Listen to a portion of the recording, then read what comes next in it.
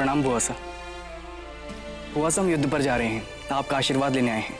हमारा आशीष सदा तुम्हारे साथ है मानसिंह, और सदा रहेगा।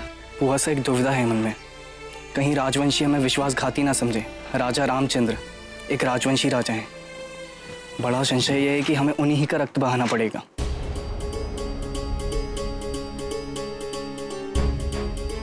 मानसिंह, आज तुम्हें एक बात समझनी होगी, शत्रु का कोई धर्म नहीं होता है। शत्रु केवल शत्रु होता है, और एक योद्धा का कर्तव्य होता है कि वो अपने राज्य की रक्षा करे।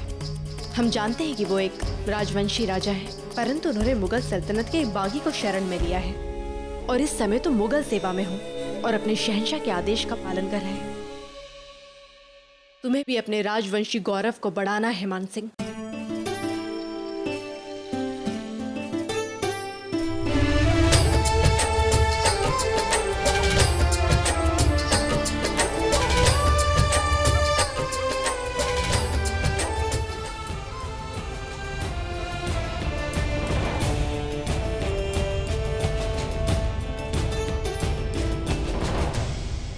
प्रणाम शहंशाह।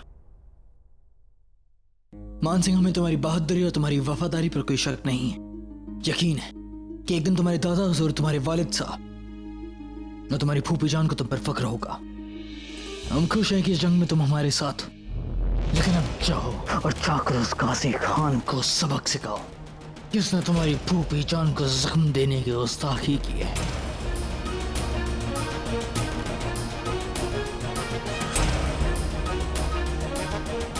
जी शहंशाह, आदेश का पालन होगा। गाजी खान आपके सामने प्रस्तुत होगा। शाबाश, जाओ कूच करो।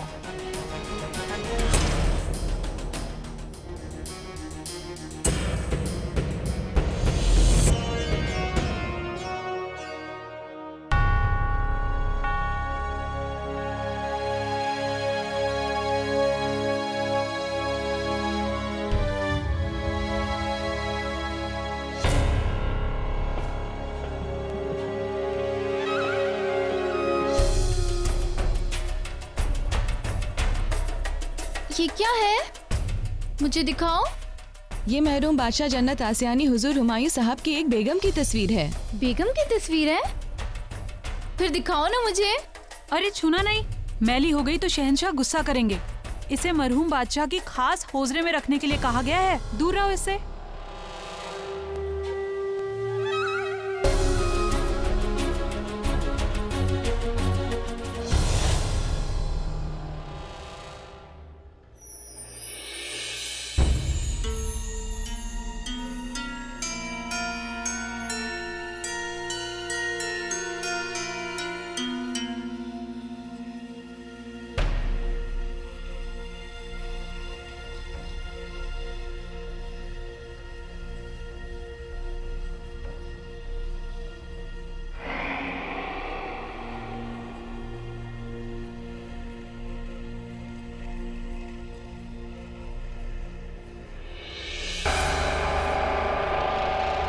आखिर किस बेगम की तस्वीर है ये?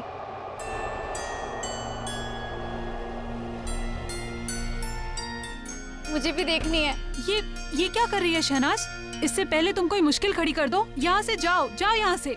मैं वादा करती हूँ, मैं छूऊंगी भी नहीं। ठीक है, मगर दूर से देखना। हाँ।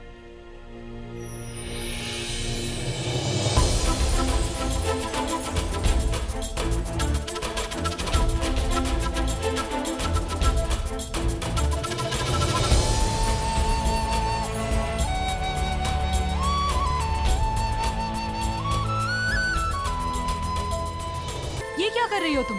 कहा था ना तुमसे छूना नहीं इसे।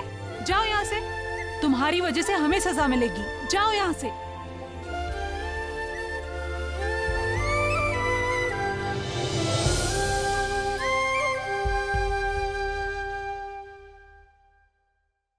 अम्मी जान, अम्मी जान।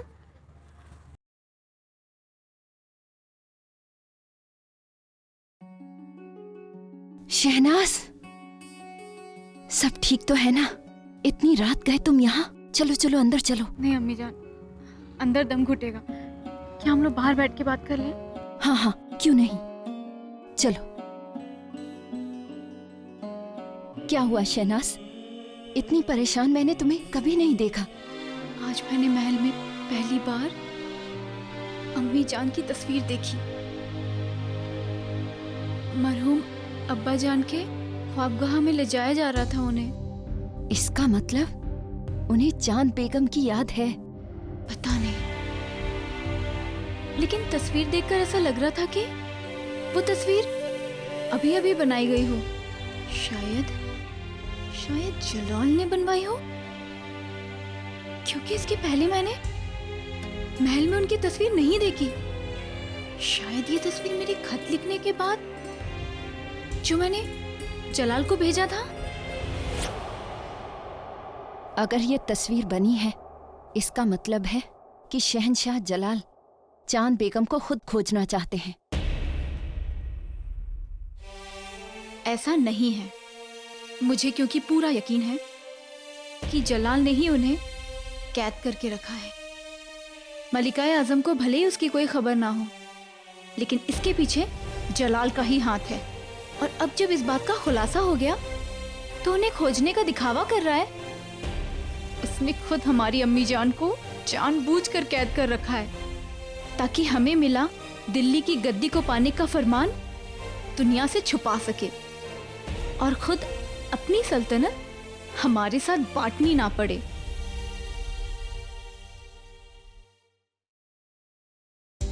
क्या बात है ये तो मैं नहीं जानती। मैं सिर्फ इतना जानती हूँ कि तुम्हें महफूज रहने की सख्त जरूरत है।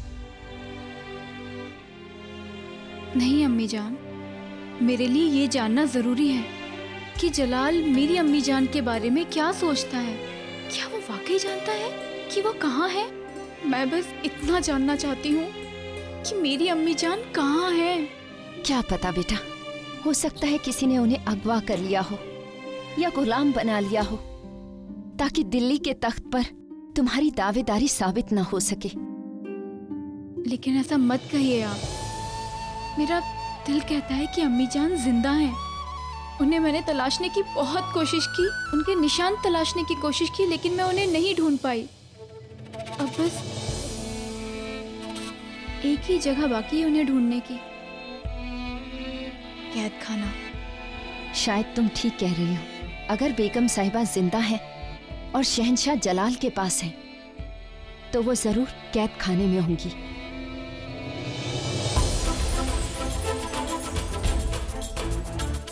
मगर मालूम कैसे चलेगा कि अम्मी जान कहाँ हैं? सच जानने का एक ही तरीका है, किसी न किसी तरह से अम्मी जान का पता लगवाया जाए। इतना तो मुझे यकीन है कि अम्मी जान जिंदा हैं और आगरा में ही कहीं हैं। जलाल ने उन्हें किसी ऐसी पोसीदा जगह छुपा रखा है जहां उनका पता किसी को ना चले।